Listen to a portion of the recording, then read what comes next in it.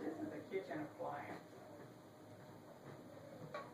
Anybody have any idea what this is?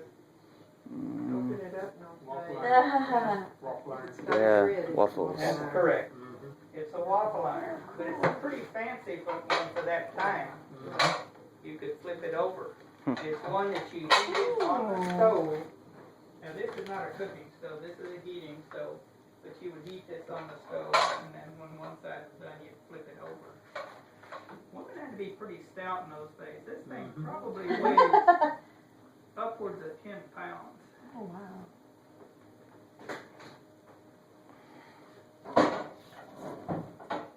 Now, if you came into the store and you bought some beans, and I put it in here and turn the handle, what kind of beans would that be? Coffee. Hmm? Coffee. Coffee beans, that's right. You grind the coffee, and think about this. In those days, there were no plastic bags, there were no paper bags. So you end up with a drawer full of coffee. Put it in your pocket? What are you going to do? Well, in those days, you would tear off a piece of paper, fold it, pour it in there, fold it up, and then tie it with string. Everybody scoot down just a little bit. We got another group coming. Watch your splinters. Thank you. And you tie it with string. And this is the way things were packaged in those days.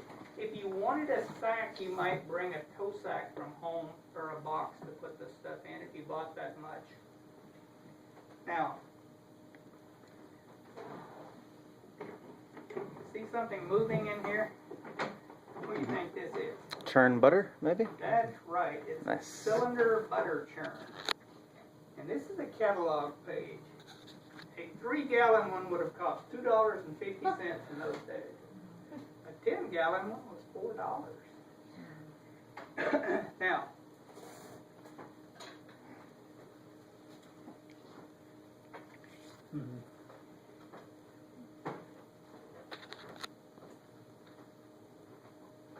what is this? A teacup. Shaving mug. What is that in there? Yeah, that's correct. One of those on my shelf. Yeah, this is a shaving mug. This is a shaving brush. You would put your water in there, make a lather, put it on your face. Then, well, I just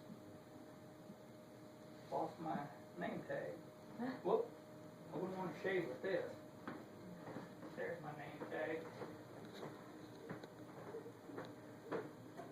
That one has a big nick out of it.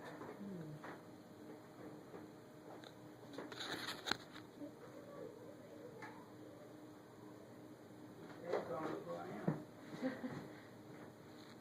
This is what the men would use to shave with. And my dad taught me to shave with one of these. He did a pretty good job because I've still got both ears. So,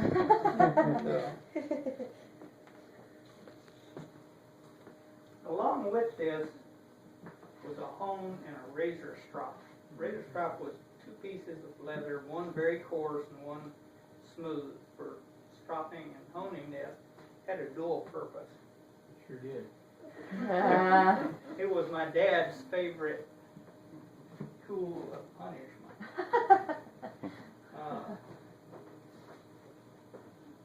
After I grew up, I never knew whether it hurt or whether it was the 2 pieces of leather. When it hit, that other piece would come around and just scare the bejeebers out of you. It was smart also. In those days, matches were a very important commodity, but matches were very difficult to ship because they would strike anywhere. This is a shipping carton for matches. They would have put them in there, packed them in there very tightly, and I'm presuming that they would put them with the heads down because this was soldered shut. make sense. I think so. Then they would take this and put it inside of, this is a Strike Anywhere shipping cart case.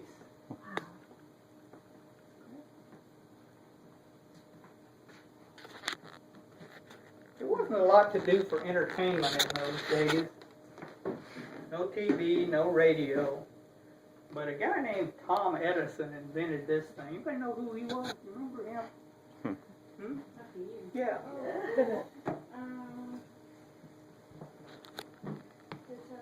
How about you? You ever heard of Thomas Edison? He invented the light bulb. He also invented this. This is an Edison.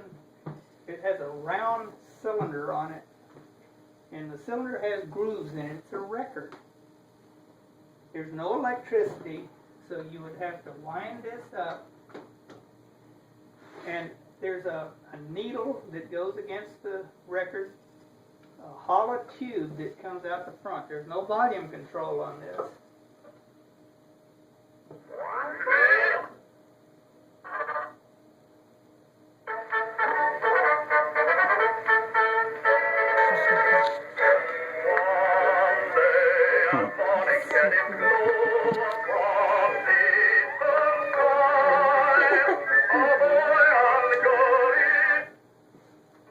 This was their iPod. Now, there weren't a lot of toys in those days, and this is a combination toy and a bank. You would put the coin on here. There's a goat or sheep there.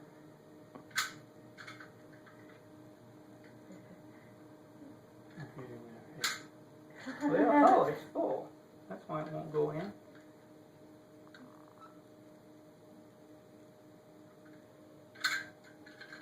Okay.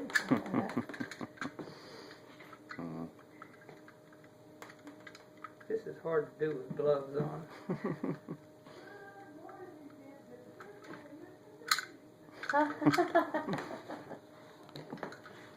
Saving is fun.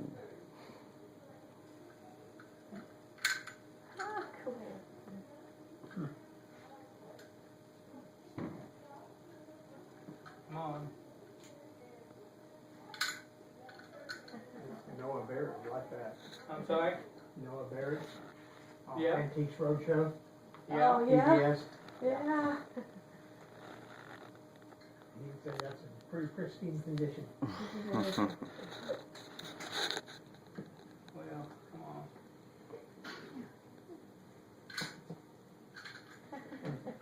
Cool. Okay, now one of the other things they had in those days were blocks. Blocks were used for education and for toys. These particular blocks have the numbers with a dot that you can count, has a color on it. This one had, there were 3 of them that would make a puzzle.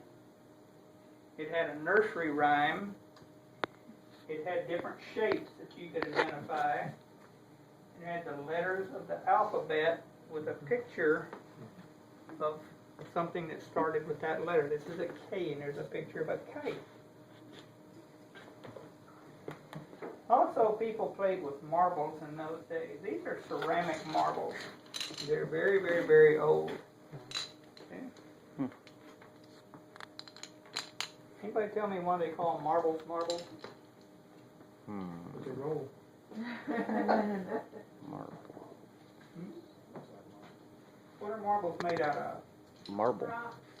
Oh, okay. Agate or glass, right? Mhm. So why do they call them marbles?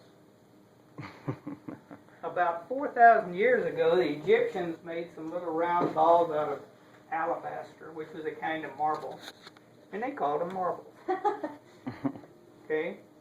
They were so expensive, very few people could afford them. In the 1700s, the Germans started making little round balls out of glass. Guess what they called them? Marbles.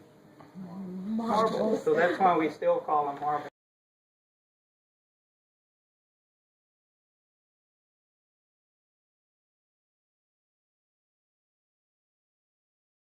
people would can or preserve vegetables and fruit so they could have them in the wintertime when they weren't in season. This is a ball jar, and you can still buy ball jars today.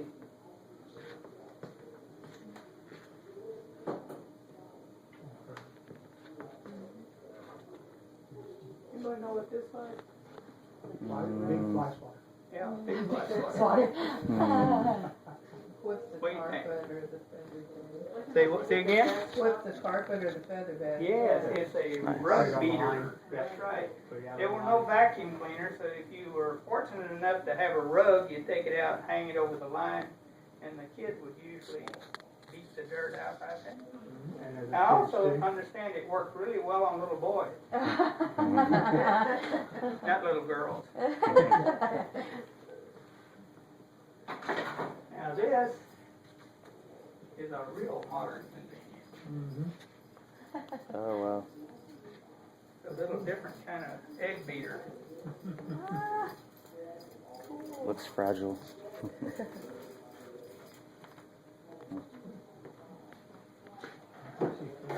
Now, there's a machine down here on the end. Anybody see something moving here? It's not an artificial cow. Anybody know what this is? Washing machine. That's right, it's a washing machine. You put your clothes and your water and your soap in there. And on Saturday, the kids could do this. There was no TV, so this would be a good thing. Yeah, sometimes. Does anyone have any questions on what they see in here?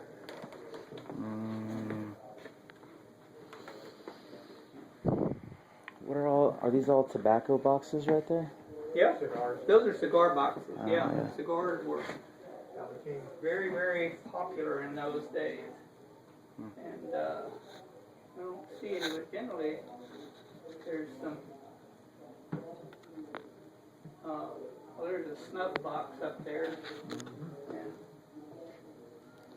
the back of the P&G Crystal White soap back there, I said that was still in stores when I was a kid.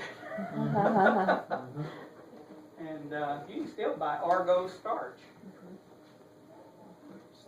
There's a Windex bottle up there. That Windex bottle is probably from the 1920s.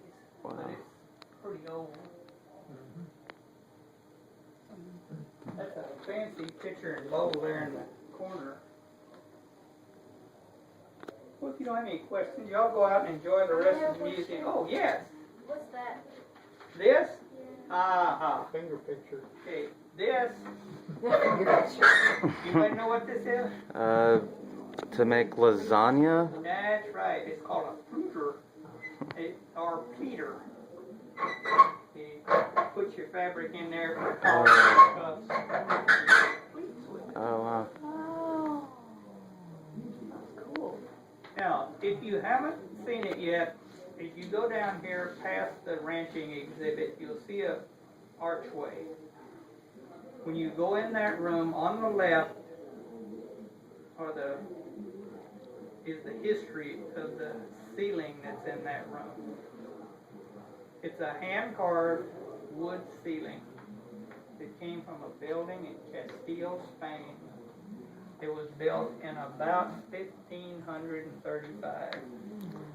So it's almost old as I am. How did the museum get it? It was given to the Pittsburgh Museum, and they didn't have anything to do with it back in the 20s. And some benefactor donated the money and built this room, and our volunteers cleaned it and installed it in there. So don't miss it. It's a high point of the museum.